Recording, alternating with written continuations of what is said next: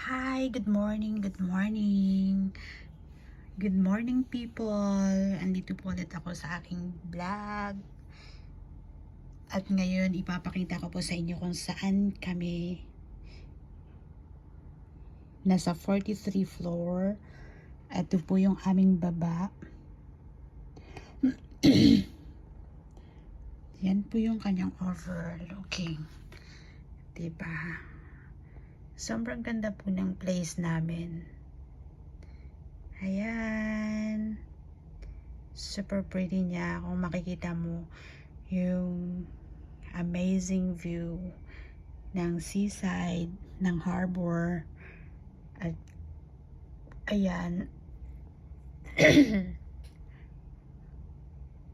Yung overlooking ng TST. Ayan. Kung pwede kang tumawid sa isang lugar papunta doon, may ferry po dyan na pwede po siyang tumawid. Sabi ganun eh. Ayan po. Sobrang taas. Sobrang taas namin. Ayan. Tapos meron dyan yung yung mountain. Yung saan pwede kang mag-hiking din po. Lagi ako nag-hike dyan. Lagi. Ngayon lang hindi kasi winter siya. Medyo malamig. Ayan. Tapos, ayan. Access po lahat sa lahat. Pagbaba mo, andyan na. Pwede ka nang magabang ng bus, taxi, minibus. Yun lang yung kinagagandahan dito sa ibang bansa kasi yung transportation is napakadali. Unlike dyan sa atin na, Diyos ko, ang hirap. Konting dito, hindi ko alam bakit dito kahit malayo siya, pwede kang maglakad.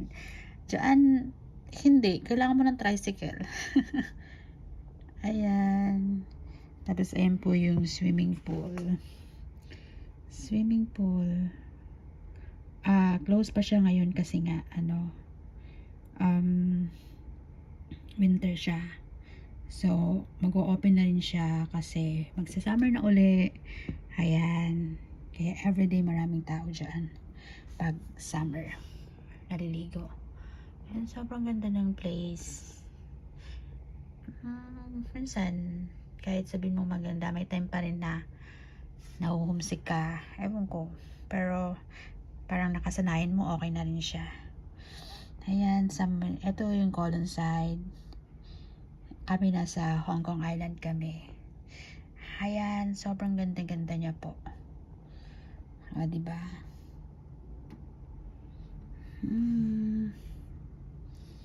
Ayun yung building na yan. Na parang white. Dito kasi meron silang government na kung saan pwede kang dun sa mga residential na hindi masyadong maka-afford nung malaking mataas na rentals. So, ino-offeran sila ng government na sa mababang na kaya lang nila. Ayan. Ayan, diba ang taas po kaya laging naka-close yung window namin. Kasi nasa 43 floor kami. Ayan, every time na merong Chinese New Year, New Year, ganyan. Makikita mo yung dyan. Makikita mo yung fireworks pag merong fireworks. Ayan, kung saan malapit na uli yung Flower Festival. Ayan, makikita mo siya dyan. Ayan. Tapos pag meron din naman yung mga ano ba yung tawag dun? Ayan. Makikita mo na maraming punong-puno ng boat yung dagat na yan. Ayan, diba? Napapalibutan ng dagat. Sobrang pretty. Paggabi, maganda siya. Ayan guys, eto lang po ang aking masasabi tungkol dito sa aming view. Ayan, thank you for watching everyone.